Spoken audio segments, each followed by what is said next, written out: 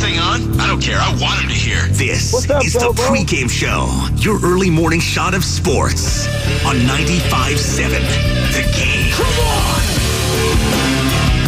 Hey, Spadoni, shut up!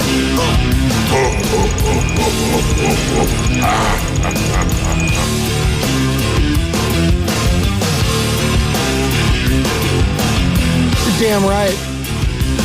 Pregame Show, Joe Spano.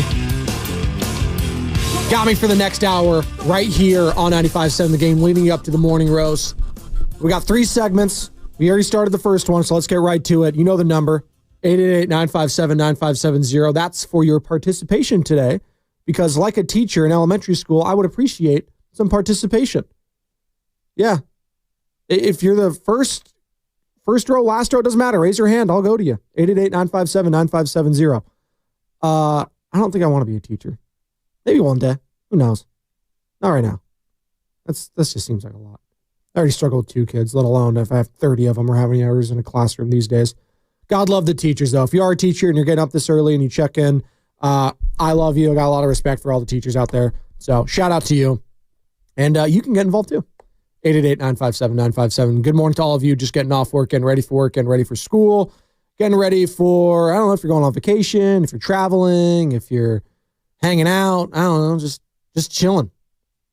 If you're driving on the wrong side of the road like someone was this morning on a one-way street and trying to hit me, well, I'm not shouting you out. I'm saying, what the hell are you doing?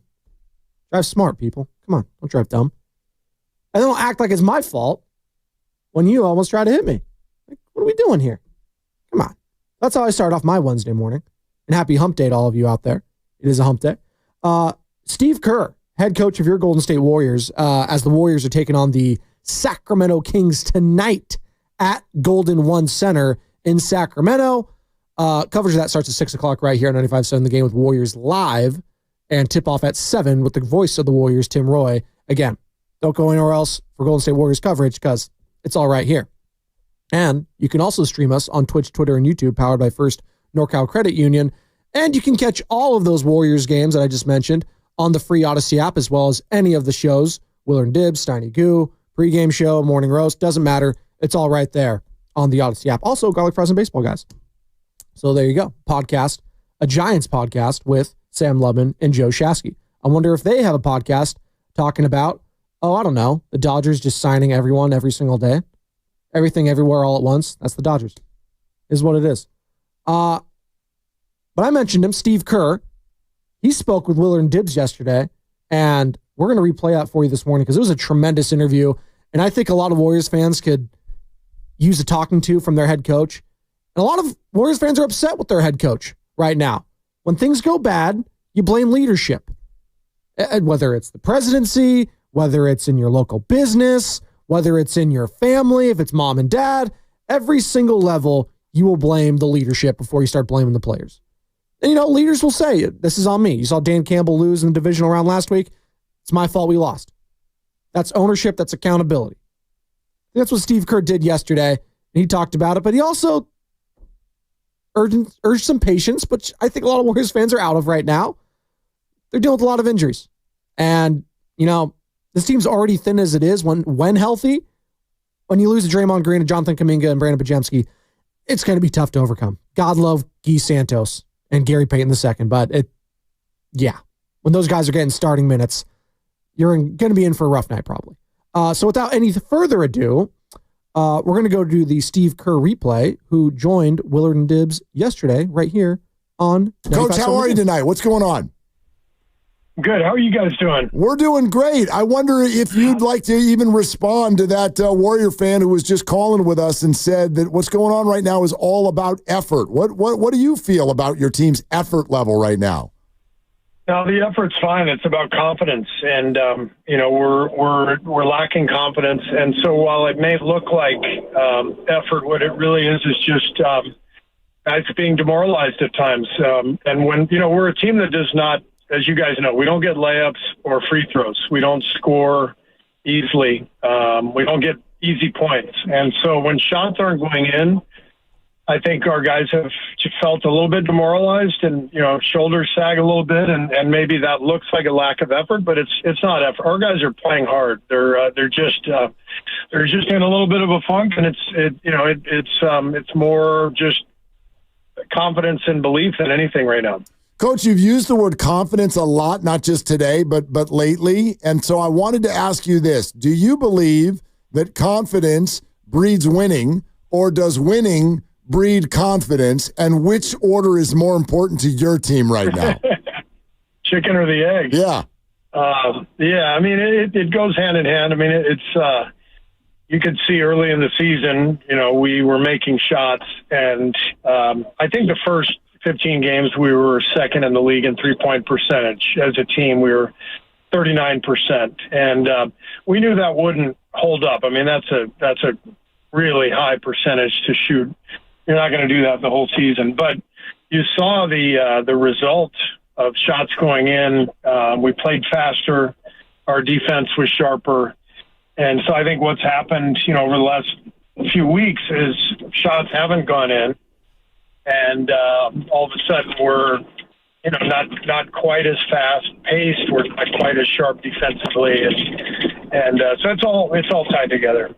And when you look at it offensively, and I know last night is a really small sample, but it looked like the dry spell just kept going on and on. Is it shot creation that's the problem, or is it just more the execution of the shots that you're getting?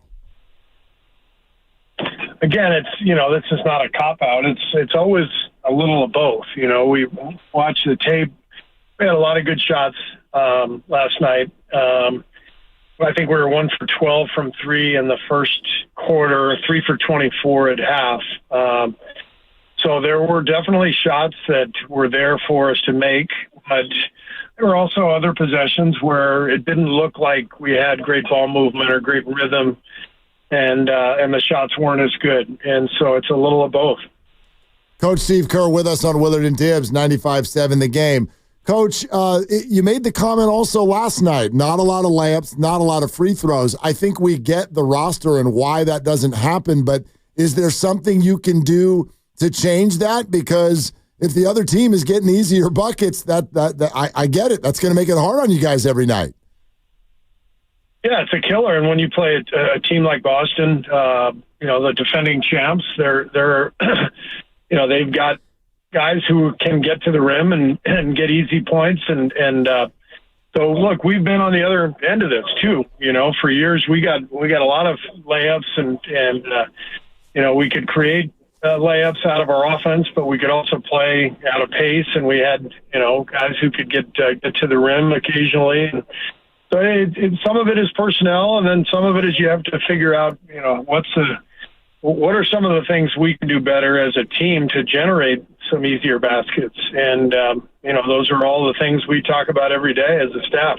And you mentioned the personnel, and you've got the walking wounded over there with Kuminga, and now Draymond with the calf, and Pod's hopefully back soon. Does this make it so that your rotation becomes not so much comical, but the idea of Moses Moody playing the four, is that something that's born just out of pure necessity, or have you found something that maybe will work long term? No, I actually like Moses at the four. I mean, the modern NBA, most fours are just out on the perimeter shooting threes anyway. It's not like you're dealing with, these behemoths down on the block posting you up. But you do need to have strength and the ability to guard the low block. If you get switched on to a guy like Horford or Porzingis or somebody, you got to be able to battle down there. And Moses can do that. So I like him at the four. And right now it's a necessity with Draymond out and JK out as well. So, you just, every team deals with injuries. So you roll with it and, you put your best foot forward. We saw the report from the team that Draymond is going to be out at least a week. Is there anything you can expand on in terms of how he's feeling and what the hope is at least? No, there's nothing I can add. I mean, we'll reevaluate in a week, and we'll let you know what's going on then. Yeah, and is there any update on JK? Nope. Nope. He is. I mean, he's progressing, but it was a pretty bad ankle sprain, and he hasn't been on the court yet or anything. But he's getting rehab every day, and he's doing strength stuff, and he's on the bike, so he's doing as well as possible. But he's nowhere close to being ready to.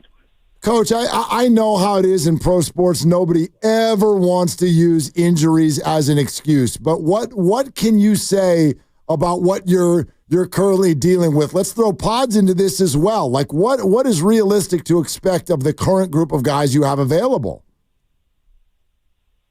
Well, I think it's realistic to compete, and if we can put it together, put a good night together like we did in Minnesota, then I think we can win games, and that's the bottom line. But we've got to play well right now to win. This is not a time in the season with all these guys out where we can expect to have a poor shooting night and win. It's just not the case. Ordinarily, in full strength, you'd like to say, hey, look, if we defend and we take care of the ball, we can win without shooting well. But frankly, right now, we've got to make shots. We've got to make threes to win. The game I mentioned in Minnesota, all those guys were out that night, and we went on the road and we beat a hell of a team.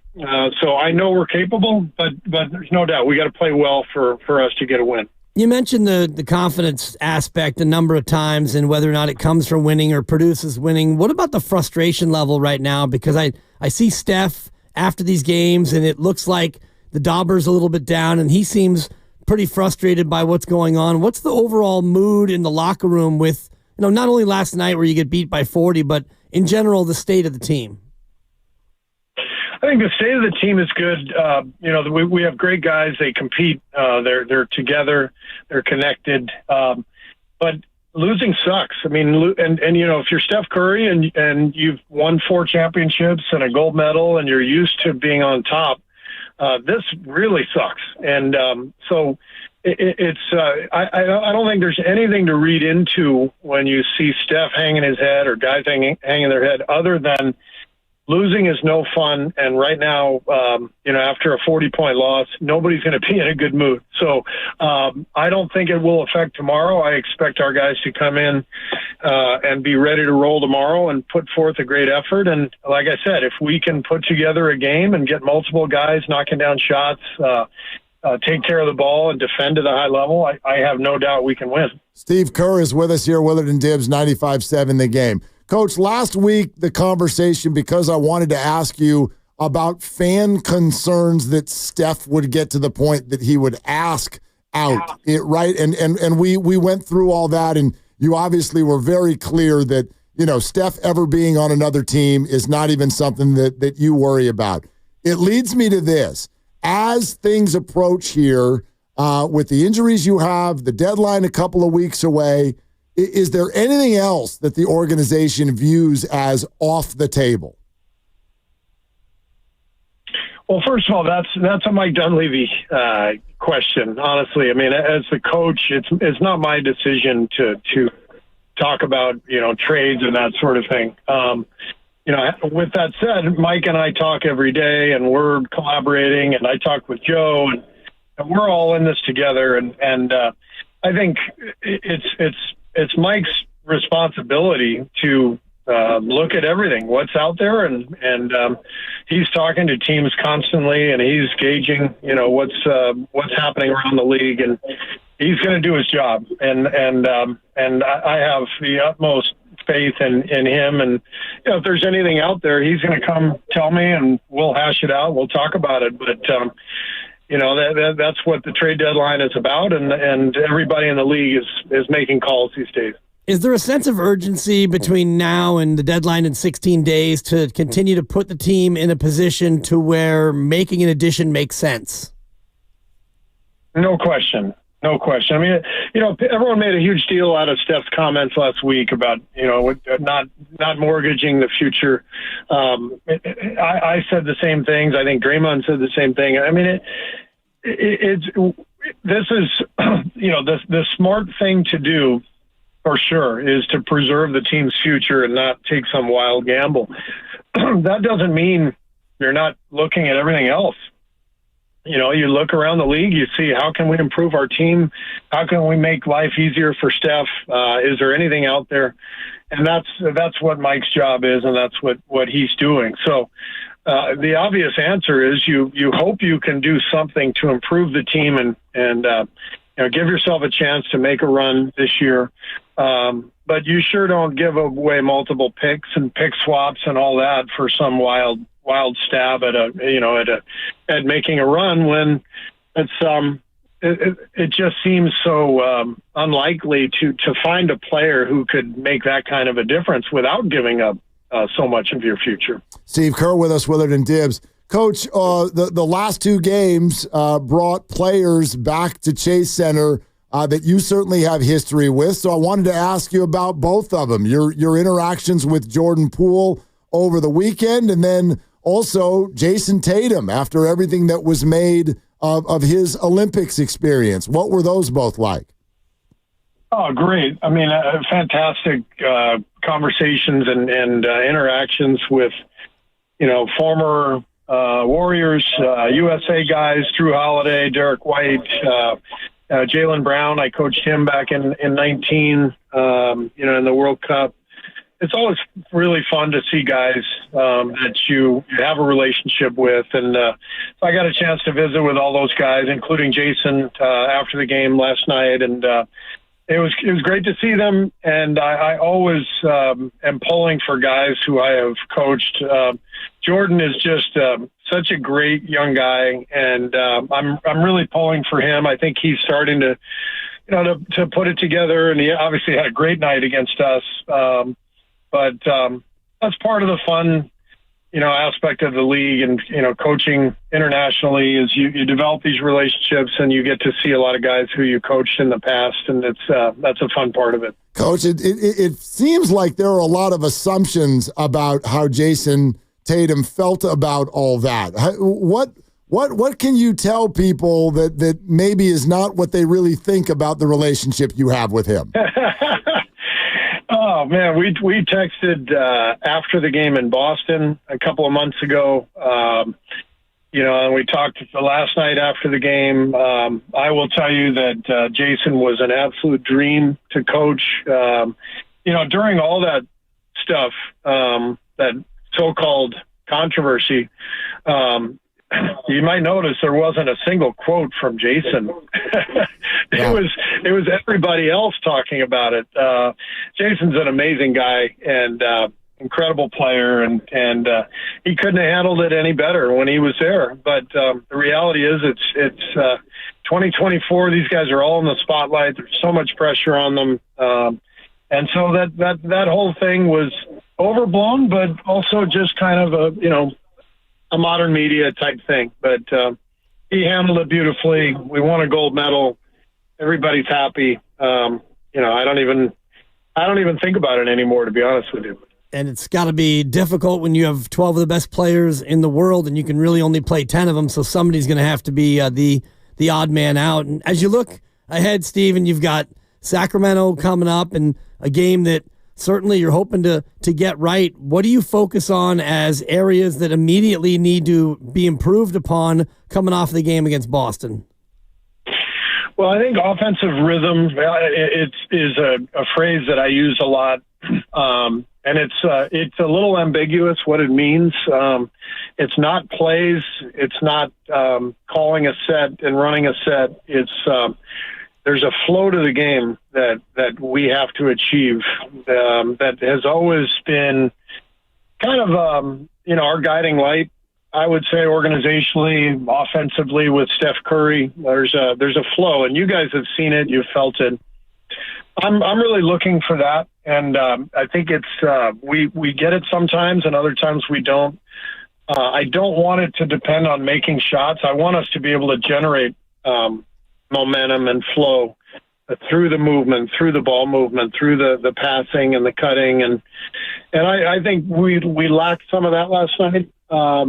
We got to get back to that. I give Boston a lot of credit. There's a reason they're the champs. They have this great multi-position switching defense that makes it really hard on you, and so I give them credit. But what I'm looking for is offensive rhythm to generate the flow and the momentum and the good vibe that we're looking for. Coach, what's gotten into the Kings, by the way? Well, they're a talented team. They've been really good, the last couple of years, and they're finally healthy, and they've got a good vibe. I think they lost a lot of really tough games early in the season. Really difficult games down the stretch. Ball doesn't bounce their way, whatever. And that was a tough stretch for them. Obviously, it cost Mike his job, but when you look at their team now, they're in a good groove. Doug is doing a really good job with them, but they're just. I think they're playing with more confidence and they're playing well and they're on a good run. So we're gonna have to battle tomorrow to get them. And what do you do to go up against Spadoni, which normally it's kind of a Draymond thing, and we all love to watch Draymond and Damas go head to head. What's the plan to try to keep him off the glass and keep him in check? Yeah, I mean, it's Trace and Loon. Those two guys are going to have to a tag team. We found some success, I think, over the last couple of weeks of giving those guys, 4 or 5 minute stretches and then flipping them and just allowing each of them to play really hard for those 4 minute stretches. And so you'll see more of that tomorrow. And Sabonis is a handful, and we'll need both Loon and Trace to play well. Coach, I don't know if this was a statement you made, but it's certainly been reported that for now Steph was not going to play back-to-backs. Is that the case again this week? I don't know yet. I mean, I think, there was a stretch there when his knees were bothering him where it was mandated. Rick decided during that stretch, there's just no way that this would be a good idea for him to play back-to-backs. And, but I haven't talked to him this week about, the Chicago game. Steph's planning on playing tomorrow. He came out of last night's game feeling good, so he'll be out there tomorrow, and we'll reevaluate. We'll reassess after the game. But that's a conversation that Steph and Rick and I have to have, and we'll see where it goes. When you look glass half full after a 40-point blowout, is that maybe the only positive you can take out of it, the fact that a lot of your guys didn't have to play that much? Yeah, I mean, I think that is a silver lining, if there is one. So everybody should be good to go tomorrow. We're hoping to get BP and Kyle back later this week, not tomorrow, but we're hoping for one of the games later this week, and we need those guys. They'll be helpful for sure. Coach Steve Kerr with us on Willard and Dibs. Coach, I certainly don't want to belabor an old issue, but did you see the tweet from Draymond Green seemingly directed toward Jordan Poole after the game over the weekend? I did not. I am blissfully ignorant when it comes to social media. Okay, well, let me steal that from you and let you know that I guess Jordan had a quote after the game that went something along the lines of, "I really love those guys over there," talking about your locker room, and then said, "I love most of those guys over there." and then Draymond responded to that quote by saying, "I really am sorry, man." And so I wonder if is this still something that where he's got guilt over what happened? You got to ask him. Yeah, I mean, I'm not on social media for a reason, and I love Jordan. I love Draymond. Families have disputes. Stuff happens. We can all still love each other. You're missing a lot of good stuff now, Steve, on the X. Yeah, and I'm missing a lot of good stuff, and it is awesome missing all that good stuff. Yeah, you probably weren't affected by the 12 hours where TikTok went away over the weekend. You probably didn't even know about TikTok. Well, I do follow the news, so I'm aware of it, but believe me, it did not affect my life one bit. My kids were into a panic. Yeah. My 20-year-old kids were panic-stricken for half a day, Steve. I actually had a TikTok dance set for tonight, and unfortunately, I'm not going to be able to do it. Oh, you can schedule those things ahead. You know that, don't you, Steve? Oh, really? Oh, okay. I'll talk to the kids. The kids these days can help me out. Hey, Steve, we're taking note of the fact that it sounds like you're in a car, and it makes me think of our last conversation. And I'm wondering if you did indeed have a chance to go visit family and see what's going on down in Southern California and how everybody's doing. I did. I flew down Sunday. We had a day off, and I flew down for the day. My brothers came in town, and we went up to my mom's house. And first time that any of us had seen the neighborhood and the remains of the house. So it was a difficult day, but I'm so glad we were able to do it and be together with my mom. And really tough to see our hometown just completely wiped out like that. And there's not any real way to describe the feeling, I can imagine, but it probably wasn't closure, and it had to be a mix of helplessness and sadness, right? Yeah, I mean it's not closure. It's a different feeling of more shock when you see up close that type of devastation, especially a place that has been home for the family for 50 years. So really difficult. We have so many friends who are in the exact same situation, who lost their homes. And then even downtown Pacific Palisades, just to see, so the supermarkets are just burned out, and, half my high school burned down. And so it's, visiting with other people. And there is a sense of community loss, and I think in some ways that is actually bonding. I mean, my mom had so many friends who are in the same boat, and so they are commiserating, but also really supporting one another, and there's some comfort in that as well.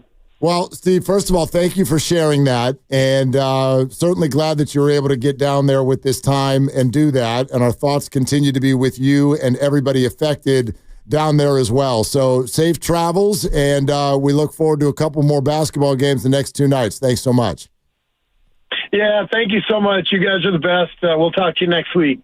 Steve Kerr on yesterday with Willard and Dibs. We'll react to that interview on the other side as the pregame show Joe Spano rolls on 95.7 The Game. Warriors Kings tonight at 7. I hate that.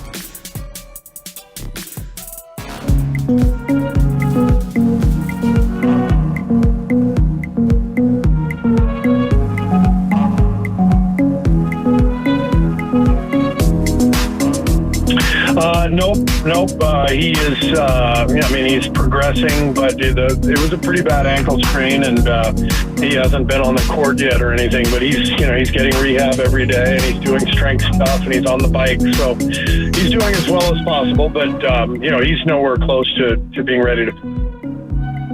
Nowhere close to being ready. That was Steve Kerr yesterday on Willard and Dibs in regards to Jonathan Kuminga in his ankle injury rehab. Sprained his ankle a few weeks ago, out indefinitely since, and they miss him. And that's kind of the understatement of the world. They miss him. They miss Draymond Green. They miss Brandon Pajemski. The depth is getting tested in the worst way possible for the Golden State Warriors right now, and they are facing a red-hot Sacramento Kings team tonight in Sacramento. Kings all of a sudden are 22-20 and 9-1 in their last 10. They look great. Warriors, they're scuffling. They're 500. They are just trying to stay around 500 before the wheels potentially could fall off of the season. Maybe make a trade. Maybe they don't make a trade. Maybe they stand pat. Who knows?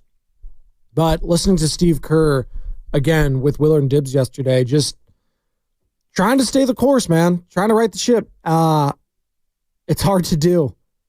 And he understands the position he's in. He understands that he needs to be the guy that, does the Rubik's Cube puzzle, that does the Jenga, that does the Tetris, whatever, the jigsaw. He has to fit the right pieces together. And whether it's trying to put in Guy Santos in the starting lineup, whether it was putting in Gary Payton II, whether it's putting in Buddy Hield, I don't know. But I do know they're going to be tested each and every game. And they can't sleep on anyone. There was a close game against the Washington Wizards the other night at Chase Center with Jordan Poole's return. The Wizards, by the way, who got blown out yesterday in Los Angeles against the Lakers. Not a very good team. And that's the theme you're going to sense here. Warriors, they better beat the bad teams because you know what happens when they play good teams? They almost always don't win them. And the Kings have had their number as of late. They just have been a bad matchup, to put it bluntly, for the Warriors. They are younger. They are quicker. They are more athletic. They are stronger. They are better at the three-point shot. And they're going to blitz the hell out of Stephen Curry and force anyone else to beat them, whether that's Andrew Wiggins, whether that's, Buddy Hield, whomever. And tonight, I would think, especially with Domantas Sabonis playing and no Draymond Green, it'd be a Kevon Looney game. I would expect some more minutes of Kevon Looney because he's played against Sabonis pretty well in the past, just going back to that first-round series a couple years ago against Sacramento. So expect Kevon Looney minutes tonight, I would assume.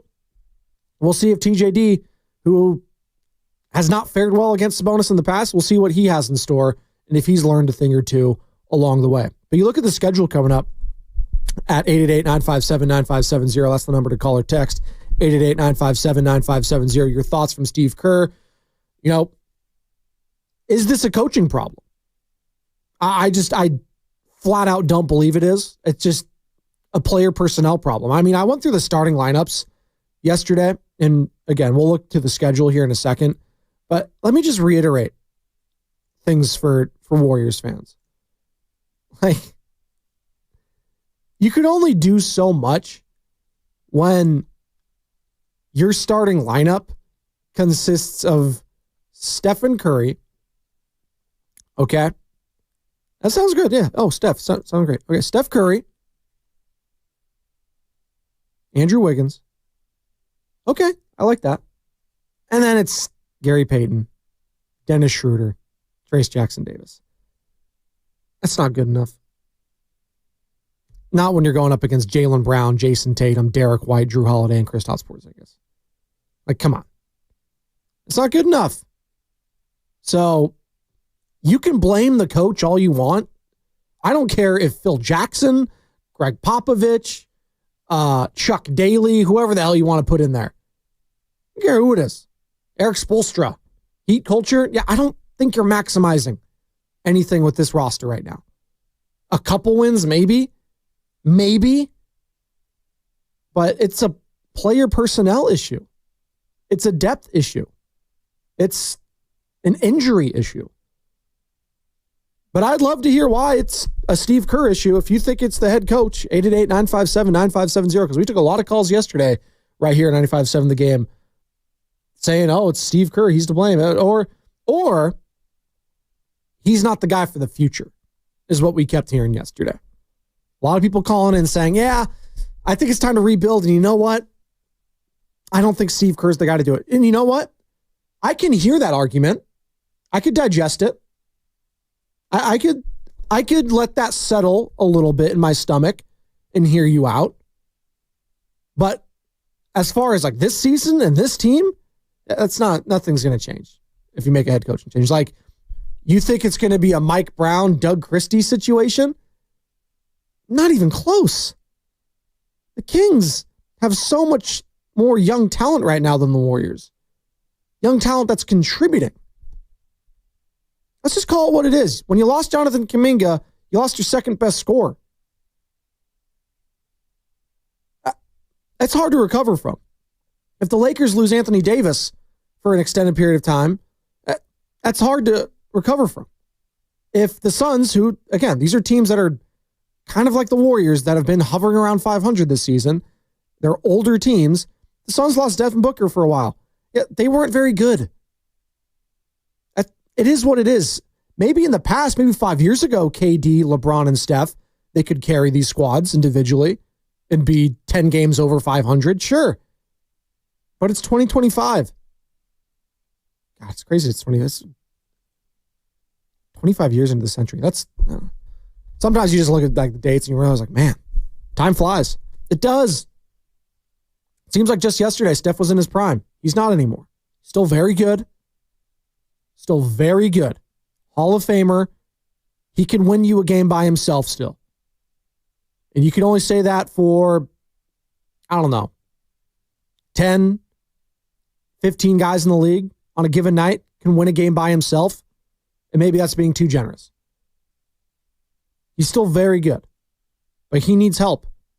And right now he doesn't have it. Steve Kerr also needs help. Like, do you think Phil Jackson won all those titles because, you know, he was a great X's and O's guy? It was all elite X's and O's? No. He had the talent. Now, he was really good. Triangle offense. He did a lot of good things. A lot of new things. Zen master, he was very good at manipulating the egos that he had in the locker room to fit the common agenda of winning a title. That is what made Phil Jackson, Phil Jackson. And that's what Steve Kerr learned under his tutelage. Just like the X's and O's aspect of a Greg Popovich he learned from in San Antonio. But that works when you have veterans.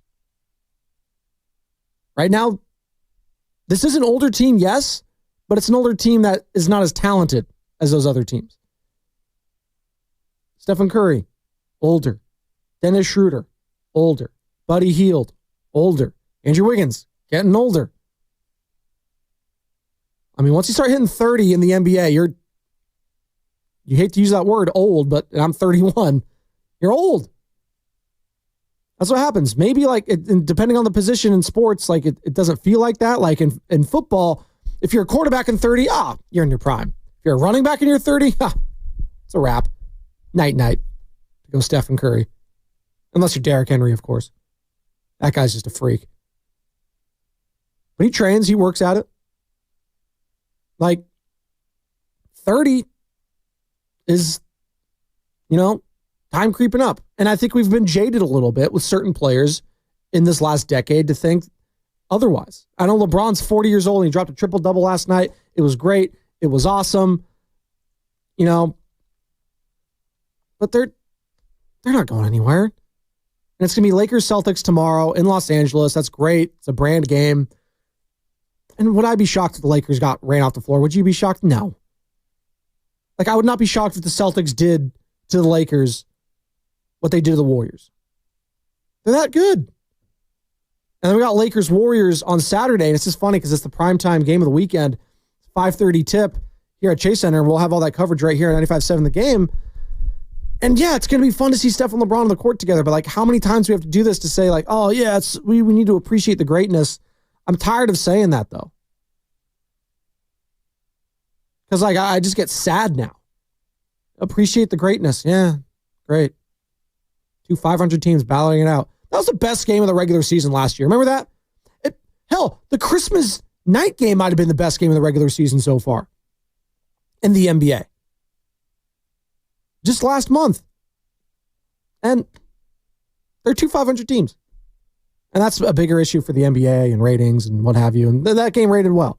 And nothing's going to dominate the NBA or the NFL, I should say. They're not going to swing back and punch back in a way that affects them, or hell, college football for that matter. But 888-957-9570. We're up against it. We got to take a quick break here. But what's the biggest issue right now for you? Is coaching one of them? And I would like to hear why, if that's the case. If Steve Kerr is the problem, tell me why he's the problem. If it's, just firing him to spark something, I don't see that happening. Who's taking over? Terry Stotts? Come on, give me a break. All right. More of your calls, more of your texts on the other side. We got one more segment. We're going to hand it off to Bonte and Joe Shasky. We'll reveal who's coming up on that show on the other side. It's the pregame show, Joe Spadoni on a hump day on 95.7 The Game. We all hear the radio ads about the IRS. They tell you to be afraid, to be scared, and they try to frighten you into calling. I'm not here to do that. Tax Relief Advocates is different. TRA is here to tell you that if you owe money to the IRS, whether it's $5,000, $50,000,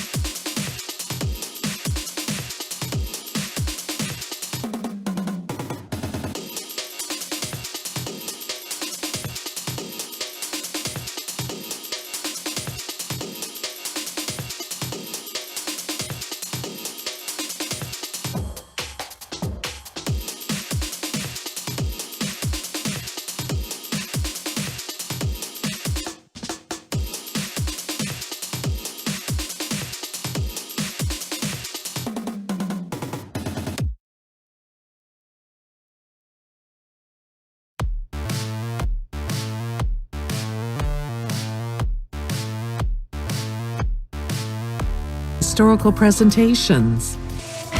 Go to sfhistory.org and discover the San Francisco Historical Society, giving our history a great future. Become a member today. Dub Nation is Buddy Hill. You're listening to Pregame Show with Joe Spadoni on 95.7 The Game.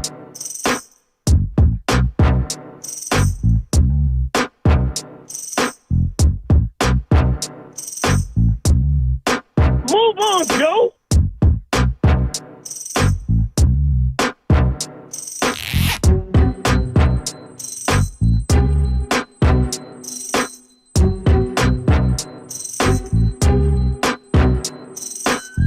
We're back.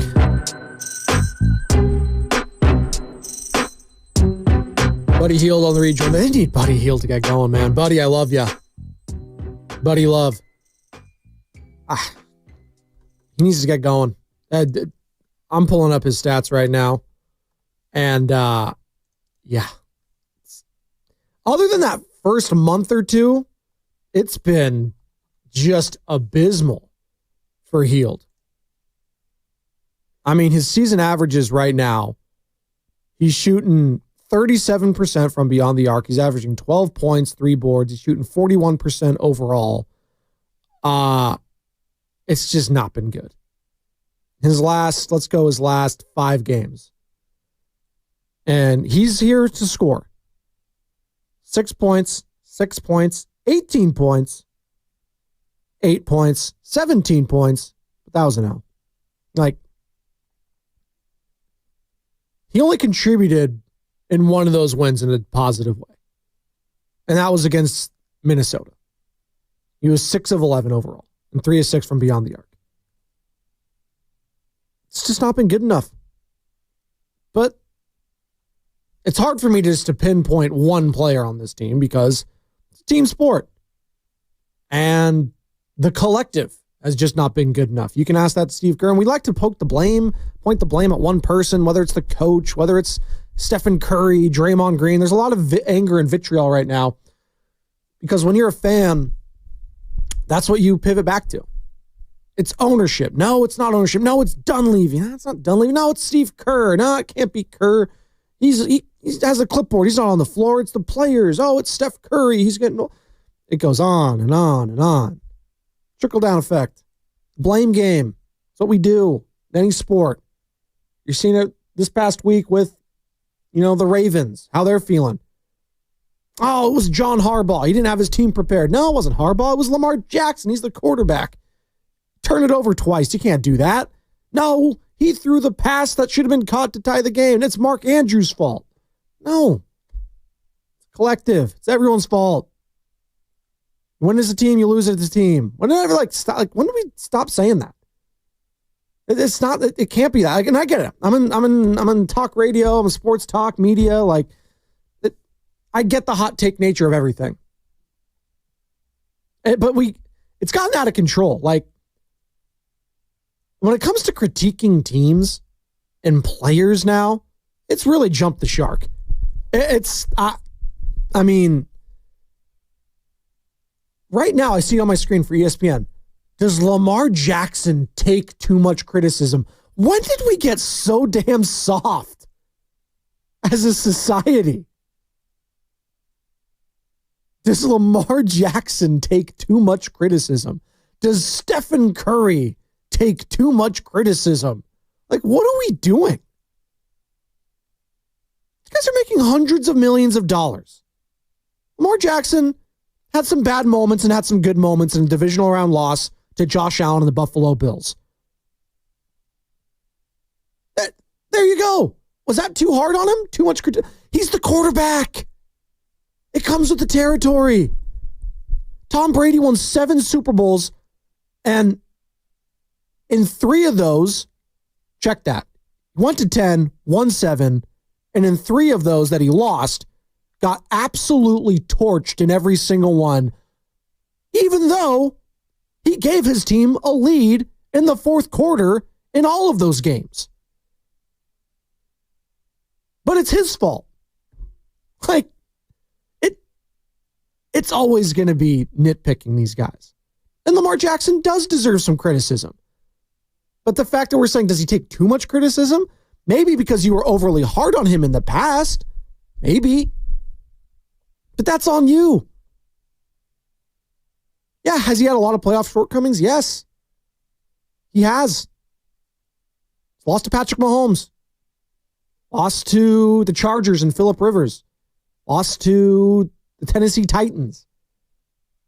Was it the Chargers or the Colts? I think he beat the Colts with Phillip Rivers. That's right. But he lost to the Chargers at one point, I want to say. Like, he's had a lot of shortcomings. And it's okay to say that. Doesn't mean he's any less of a quarterback. He's a Hall of Famer. He's probably going to win his third MVP. He's going to go back-to-back. He's going to be just fine. Same with Josh Allen. Are we going to be too hard on Josh Allen if they lose to the Chiefs? Maybe. But what if he does some boneheaded turnovers? We're going to call him out and say, you can't do that. That's the difference in the game. We've just gotten so damn soft. It's just... The Lamar Jackson conversation has really just set me off. And I know we're talking about Warriors, but it's everything. It goes back to the Warriors. It goes back to just talking about teams that lose. And we're all over the place for the blame game. And sometimes a team just isn't good enough. This was the Ravens' year. No, it wasn't. Like, I came away from this past weekend, and everyone wants to blame the refs for this game and this win. And it's just, when they have the refs in the back pocket, they could beat anyone. The Kansas City Chiefs are better than every other team I watched this past weekend. And it starts on the defense and then what we saw on the offensive side of the ball. Mahomes and Kelsey, that connection, it's a Hall of Fame connection. It's better than any 1-2 punch out there. Better than Hurts and Saquon. It's better than Jaden Daniels and Terry McLaurin. It's better than Josh Allen to player X. Or James Cook.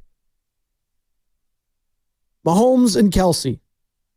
That's the combination. Oh, and if I need a third down conversion, it doesn't hurt to have DeAndre Hopkins. Oh, it doesn't hurt to have a gadget play to Xavier Worthy. Hollywood Brown. Right? And then, Isaiah Pacheco, he's healthy now. So, let's just give it to him. 888-957-9570 is the number. Good morning to all of you just getting off work. We got the morning roast coming up here in a couple minutes. Bonte and Joe Shasky. They got a couple good guests today because we got Warriors action tonight in Sacramento. And we got Kyle Draper, who does the pre- and post-game coverage for NBC Sports California. Also does some fill-in work on the play-by-play side for the Kings on the television side for NBC Sports California. Kyle Draper, 7:30. And one of the architects and one of the great drops I like to play with the evil Joker laugh. There you go. So Draper, 7:30. That should be some fun. And Anthony Slater, our weekly guest here, covers the Warriors for 95.7 The Game and for The Athletic. Also, Odyssey, Anthony Slater, 8:30. Courtesy of the River Islands guest line, as all guests on 95.7 The Game appear on the River Islands guest line. Isn't it time for you to discover the islands, River Islands in Lathrop? All right. That was my little tangent. I'm just exhausted talking about, are we being too hard on the quarterbacks? Lamar Jackson. You're being too hard on him. He was hard on himself after the game. He was pissed. He was angry. He was frustrated. I don't need to bring that guy all the way down even more because I can see it on his face and hear it in the comments. He's pissed. And he's going to be hearing about it all off season. And hopefully that fuels him to be better. Hopefully. By the way, what's DraftKings right now? What's the spread on this NBA game tonight? What do we got here? All right, let's go. Warriors. Let's go as Joe Shasky's coming in here right now. He's looking good. It looks like he's going to play some golf today as I'm narrating his outfit. What do we got today? Kings are going to be favored at home by 7. It dropped down a little bit. Well, money coming on the Warriors, 7.5 last night, Joe Shasky. Putting money on the Kings. No Draymond. No Kuminga. No Pods. No problem. We'll see. The only bet I would go on in this game, and I'm going to pull it up again. I would go and shout out Prize Picks and shout out Underdog. I would go rebounds, and let's see what it is right now for Kevon Looney. It's only minus 125. Let's go 8+. What do I get? A little more juice on there. Plus 135. I think he's going to go double digits. If I got a little juice on that. 10+ rebounds for Kevon. I think he gets a lot of action tonight because Trace Jackson-Davis has gotten owned against Sabonis in the past. I think there's going to be some heavy Kevon Looney minutes tonight. 10+ rebounds right now at plus 340 for Kevon Looney. I don't hate that. Maybe sprinkle a little juice on it. I don't know. I just heard E40 in the background over there. Shout out Q102. Sprinkle me, man. All right. Maybe. We got Joe Shasky in the building. We got Bonte in the building. We got Kyle Draper at 7:30. We got Anthony Slater at 8:30, courtesy of the River Islands guest line. That's all coming up next on 95.7 The Game. Have a good morning, everybody. You're listening to 95.7 The Game.